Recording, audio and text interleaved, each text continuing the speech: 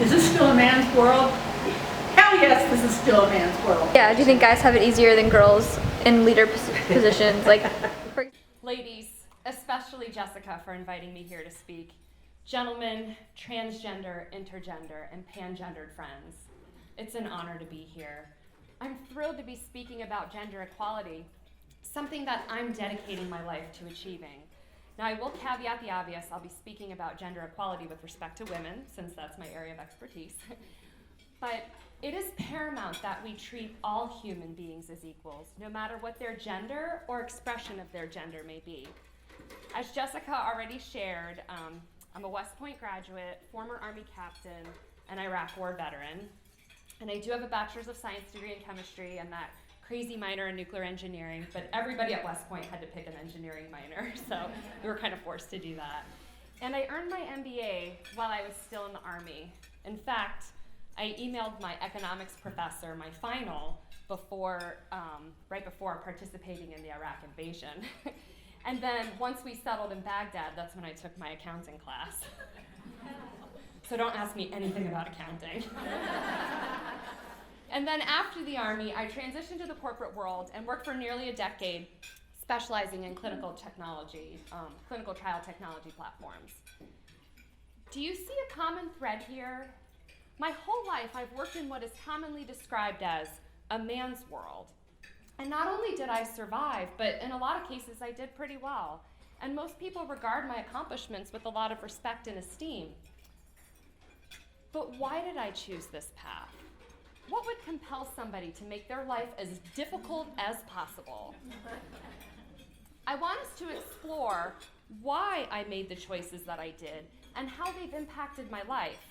And I also want to explore what that reveals about our nation's status on gender equality and how gender inequality is affecting all of us women, especially when it comes to our livelihoods, health, and well-being. Well, in order to do so, we have to go back to my childhood, daddy issues. I mean, isn't that the root of everything that a woman struggles with? Amen. My father had 2 daughters, and I'm the firstborn. And he really regretted never having a son. Daddy made it blatantly and painfully obvious just how disappointed he was. Well, I'm a Capricorn, and Capricorns are really good at making things happen, no matter how monumental the task. My father wanted a son, so I became his son. But it damn near killed me. Now, I didn't go about changing my gender. That's not what I mean about becoming his son, and that's not what kids did in the 80s anyway. Plus, I didn't actually want to be a boy. But I just did whatever I could to make him proud and make him love me more. When I was little, I would play games like pull my finger and have belching contests with him to make him laugh. He had a violent temper, so as long as I could keep him laughing instead of hurting me, then I knew I'd be safe. When I was 10, he became so fed up with me having long hair, and by long hair, I mean basically the length it is now, that he chopped it up to here. Ironically, it wouldn't be the first time that a patriarchal authority made me chop off my hair. West Point. In high school, Daddy was all about me being the best at everything. Academics, athletics, extracurricular activities. Not only did I earn a perfect GPA and took every AP class available, I was also captain of the golf team and conference champion both my junior and senior years, and then I was president of the math club. For the life of me, I can't figure out why I wasn't the homecoming and prom queen too. Despite my quest to be Daddy's perfect son, I was still a girl at heart. I just wanted to feel loved and validated and beautiful. And as I grew in my teen years, I started noticing my hormones. But Daddy squashed any chances of me acting on them before a boy could take notice. He told me that if I had sex, he would be able to tell, because I would lose that special sparkle in my eye. Then he went on to say that when women have sex, they become damaged goods, even if they wait until they get married, because that loss of innocence and purity is still a very sad thing. Huh? So besides conquering the world in this very bold and masculine manner, I also had to exude this chaste maiden, innocent persona, powerful boy, dainty virginal girl. Obviously, I was really confused, and it would only foreshadow the confusing messages that I would continue to receive at West Point, in the Army, and even in the corporate world. When it came time to discuss my future, Daddy had read me this article about West Point, and he never served in the military, nor did he finish college, but he told me that I had to go to a top-notch school. The way he read that West Point article and described the honor that it would be to be a member of such an elite group, it ignited something in me. Because if I could go to West Point, not only would Daddy adore me, but my country would too. That's actually what I noticed. The more that I achieved in my attempt to get accepted into West Point, the more my high school and my community and society acknowledged everything that I was accomplishing. I think society is skewed in the way that male traits and characteristics are deemed better than female traits and characteristics.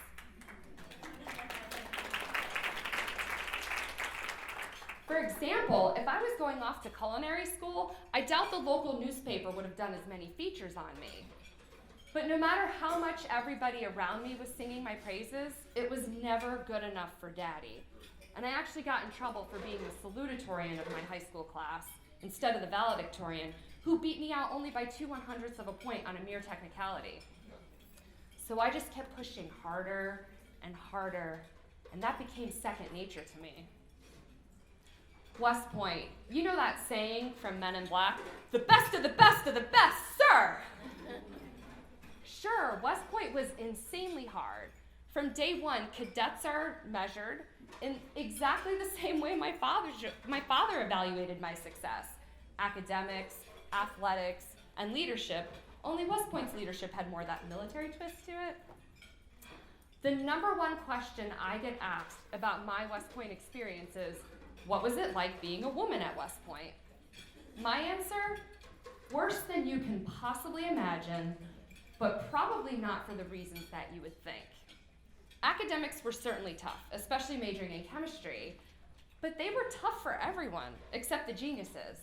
Everyone struggled to keep on top of everything, especially having to juggle so many other responsibilities. You can't just study for hours on end at West Point. You have to have leadership training and military duties and sports and inspections. And doing all of this on just a few hours of sleep each night, day after day, it takes its toll. I ended up on the dean's list every semester, except that one where I had a traumatic brain injury. And I surprised myself by scoring rather high in my class physically. All of our fitness tests had different standards for men and women, and I made sure that I could perform well according to the male standards. And I garnered more respect for it. Luckily, my body allowed me to do that. But what made West Point absolutely brutal for my women colleagues and me was that we were never regarded as equals, no matter what we did. For starters, West Point women cadets are called trow.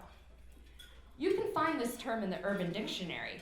Trow is a term that is used to describe how the men think the women look ridiculous in the gray uniform trousers, because we have more hips and curves. Then there's the term used to describe a pint of Ben & Jerry's ice cream that can be purchased at the West Point market. Trow bucket. Because emotionally sensitive women cadets consume these in mass quantities to assuage our emotional stress.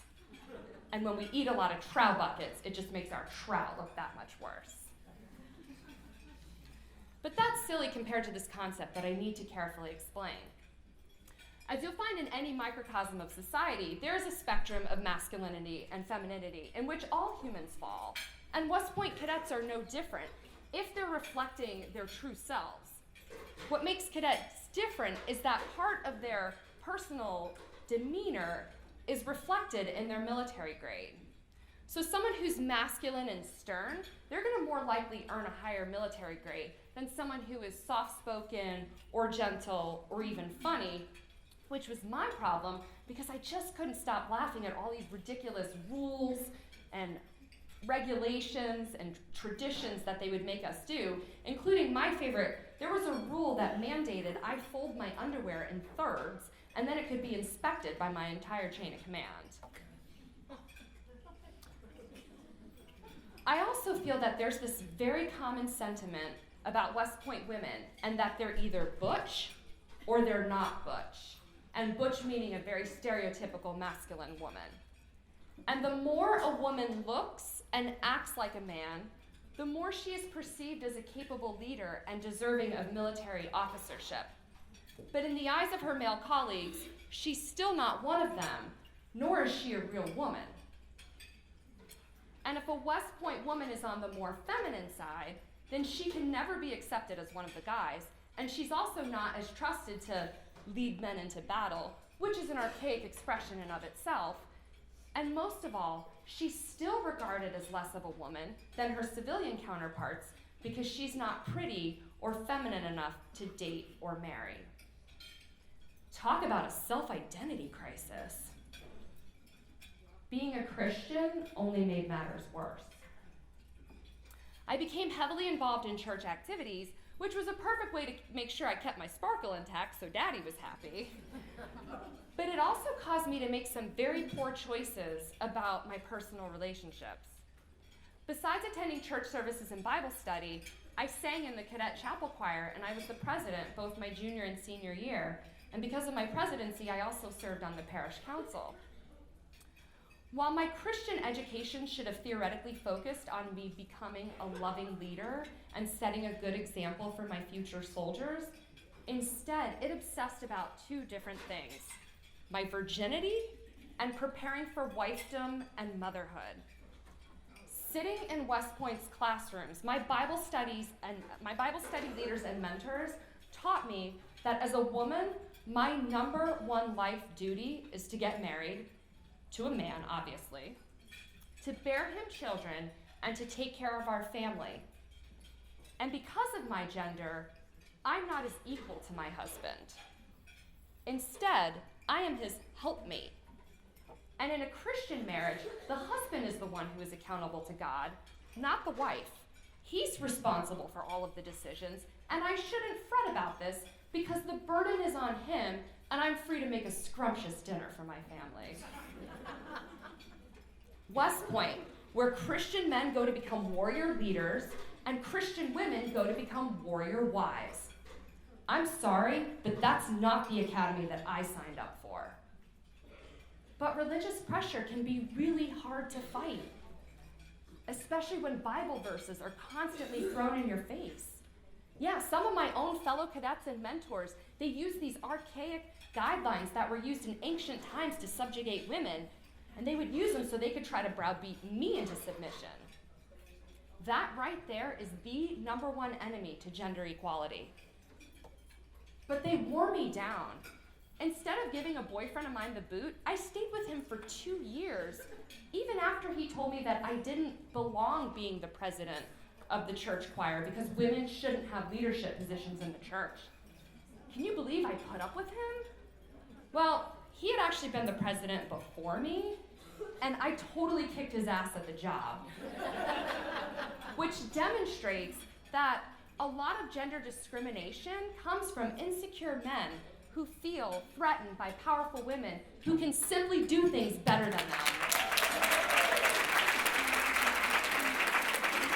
Ladies, we are not here on this beautiful earth to cater to the male ego. Unfortunately, West Point is a place where the male ego is cultivated, nurtured, and rewarded. Until that stops, and until it makes women stop feeling like they have to apologize for their gender, West Point will never be a place where women have a fair shot at living up to their fullest potential. I graduated from West Point never really contemplating going to war. The worst most of my instructors had ever seen was Desert Storm, and they all just bragged about how awesome and easy it was. But I graduated from West Point on June 2nd, 2001. 3 short months later, our world completely changed. Now, don't get me started on how confusing it was to be sent to Iraq instead of Afghanistan. That's a whole different speech with a lot of strong political opinions. Nevertheless, in January of 2003, I deployed to Kuwait with the Aviation Brigade of 3rd Infantry Division, the leading division of the Iraq invasion that we launched 2 months later. While I deployed with enough tampons to supply all of the women in Iraq, my bulletproof vest wasn't bulletproof, my Humvee doors were made of canvas, the magazines for my pistol were old and decrepit, threatening a misfire, and I had no radio, map, or way of knowing where the hell I was going. I need to debunk a theory about men and women in combat. Many people believe that a mission would be compromised in a gender-integrated environment because a man would feel compelled to save his woman comrade. In no part of my war experience did I see any evidence of this myth. In fact, I saw the opposite. Obviously, our nation's administration had already done their part to further jeopardize my safety and life by sending me off to war ill-equipped. So did my chain of command. For starters, my commander tried to start his own war. He deployed troops overseas months in advance in hopes of stirring something up way before President Bush even gave the go-ahead.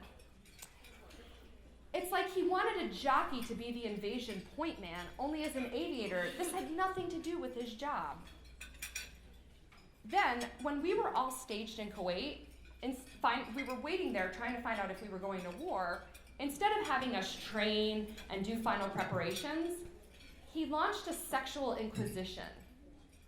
You see, there's this rule, General Order Number 1, that prohibits sex and alcohol consumption on a deployment. As a virgin who had a really low alcohol tolerance and only occasionally sit Midori sours, this was not a big deal. But don't worry, since then I've graduated to red wine and bourbon. But for many others, this was a really big deal, especially when my commander focused on augmenting General Order Number 1 by banning masturbation. Then he had the audacity to declare that we would be a gender-integrated unit. You think this is nice, but by gender-integrated, he meant that the women weren't allowed to have their own tents, so we had to sleep with all of the guys, which was fine, but then he wouldn't allow us to hang up any towels or ponchos or anything to cover us while we changed our clothes. Me not allowing the men to stare at me when I was naked was a detriment to unit cohesion. My immediate boss didn't make matters any easier. Instead of allowing me to go to the gun range before the invasion, he made me do all of these extraneous Excel spreadsheets for him. He also demanded to know my whereabouts at all times, including how long I would spend in the shower. Then when we invaded, which consisted of a long road trip up to Baghdad, traveling at 2 miles an hour with our headlights on, hello, we're here. Whenever we would stop to put fuel in our Humvees and relieve ourselves, he would try to rally all these troops to go kick in these decrepit buildings, hoping to stir up some confrontation, when the only people that we saw were these poor Bedouins traversing the desert looking for food and water. Luckily, these buildings were abandoned. The tipping point with my boss was after we settled into Baghdad, and he asked me to be his roommate. I politely declined, and then he started abusing me. Finally, I reported him to my commander, and I demanded that I be separated from him. After pleading my case way more than I should have to, the commander granted my request. But that meant I had to switch jobs, because that's what's often the case, is that when a woman in the military reports sexual harassment, the burden is on her to undergo a major change in order to have the situation stop. It's also the same when a woman is sexually assaulted. I didn't serve with very many women, but the ones who I did serve with were more professional, trustworthy, and emotionally stable. We also didn't glorify the war. Sadly, when one of my closest friends, a fellow West Point woman graduate and helicopter pilot, questioned some of her missions, imploring the chain of command to contemplate the ethics of firing upon civilian homes, she was labeled a coward. Between all of these antics and my shitty gear, I felt like my chain of command would have just left me for dead. But I need to explain something that baffles people. I wasn't scared. You just can't allow yourself to get scared. You have to turn off part of your brain in order to do something as crazy as a death march up to Baghdad. But it always comes back to bite you in the ass, even if it's years later, as evidenced by the PTSD epidemic.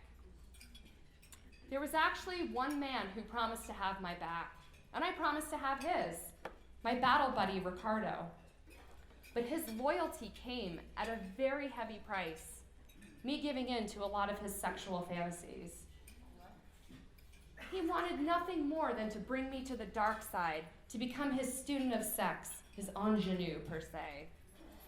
I tried to resist as much as possible, but eventually he wore me down. I mean, sure, on one hand I felt violated, but I ironically felt safe in other situations, especially when we were cuddling with our gas masks and chemical gear on after a Scud missile had landed not too far away, when we were waiting to see if it had a chemical warhead. But there were times that I really enjoyed liberating myself from all of that chastity and purity that had started in childhood, and it was only reinforced at West Point, and then continued on in the battlefield. I was at war. There is no innocence in war. So what was the point of remaining a virgin or a Christian? War is the perfect setting for that profound existential crisis, when I realized that I had been living my life for everybody else and what they thought of me, instead of living for myself. So I began a journey of liberating myself, and War Virgin was born, or technically died, because this is where War Virgin really started to transcend those years of oppression, abuse, and judgment. I won't reveal today whether or not I lost my virginity, when and how it happened. I want to entice you to read my book and come watch my show. I can't give it all away to you now. My father wasn't around to witness my transformation. I had cut ties with him before the war, after he expressed how honorable it would be to die for my country. Luckily, I didn't die. But again, the choices I made to make my daddy and my community and my country proud, they could have easily killed me. I am living proof that humans get stripped down to their raw emotions during war. And men can have a really hard time handling themselves, especially around women.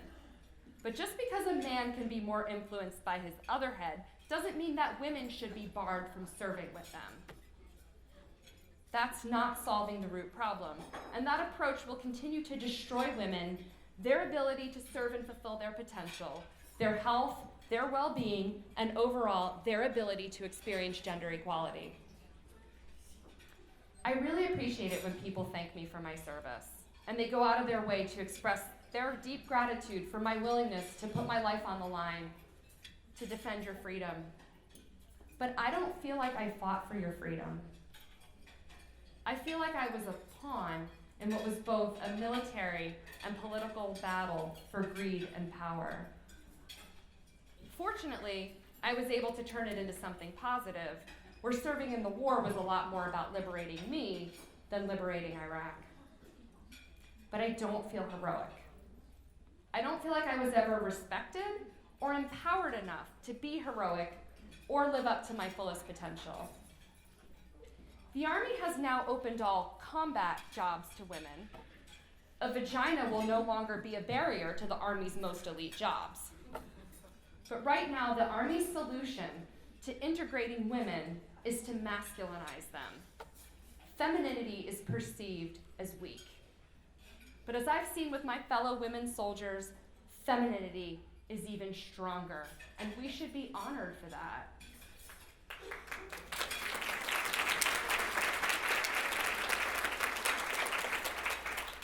Women should have to stop working 10 times harder than our male counterparts just to earn the recognition that they get to take for granted. That's when I know that we have made great strides in our pursuit for gender equality. I left the Army in 2006 when my service obligation was complete, ecstatic to be in my civilian life where I would have complete control over my destiny. I could live where I wanted, work in a rewarding job, make tons of money, and not have the Army threaten to send me back to war. I had high hopes for the corporate world, this fresh start to a new life. What I soon discovered was that the corporate world was no different than West Point or the Army and how it discriminates against women.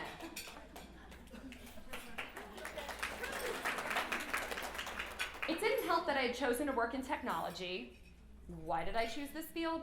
Well, I do have this crazy thing about challenging myself to learn new things, and I felt that it was really important that in order to be a well-balanced woman who could effectively compete with men, I needed some technical skills. Plus, the technology field has plenty of jobs that pay well. Kind of sounds like my father was alive and well in that decision too, right?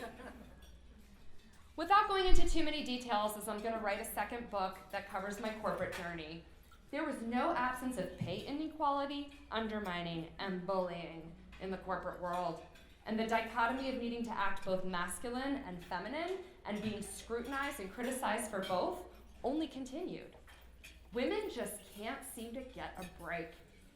But I will say, when interviewing for a new job, the higher my heels, the higher my starting salary.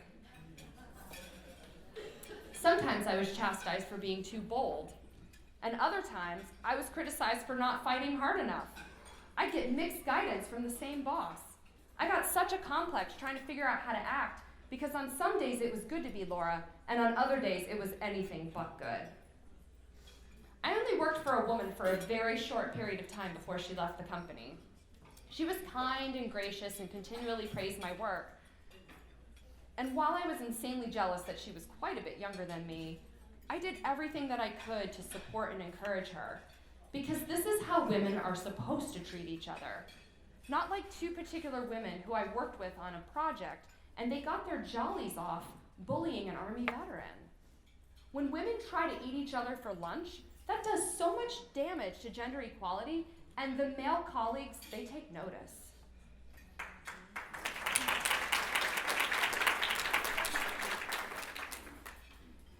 Women competing against each other also makes it really tough to find support and solace when male bosses are abusing their female subordinates. It's like the women are too afraid to make these alliances because they're afraid of becoming victims themselves. But I think the more that we unite and stand up for each other, the easier it will be to fight our battles. But ladies, sometimes you have to know when to let things be and walk away before they become too difficult to handle. At two different companies, I worked for vice presidents of engineering and these were two men with extremely sensitive egos who felt very uncomfortable with my military background. One had protested the Vietnam War, and the other one regretted the fact that he had never fulfilled his fantasy of becoming an Army helicopter pilot. They both tortured the shit out of me, and eventually I lost my will to fight. So much so that when I worked for the second boss, I attempted suicide. I'm not blaming my boss for my suicide attempt. It was a combination of so many factors. First and foremost, it happened just 2 months after my father died. I went to go be with him as he was dying, and the kindness and grace and forgiveness that I extended to him had taken its toll, along with being alone after a divorce and suffering from crippling nightmares, PTSD, depression, and it was a bitter cold winter in Boston. Why did I do this to myself? I wanted a life do-over. I would have never wished my life upon anyone. Shortly before I hurt myself, someone had asked me, what was the best year of your life, one that you would relive over again? And for me, the answer was none of them. I couldn't fathom repeating any of them. When I left the hospital, I knew that I needed to make some dramatic changes. It was time once and for all to stop being my father's son. Thankfully, there was still a part of me that wanted to live and had hope for better things to come, which is crucial in recovering from something as dark as a suicide attempt, because recovery is hard work. Needless to say, up until this point, I don't feel that my environments have ever allowed me to live up to my full potential. So now I'm taking matters into my own hands. I'm my own boss, and I am surrounding myself with encouraging and positive people who mostly happen to be women.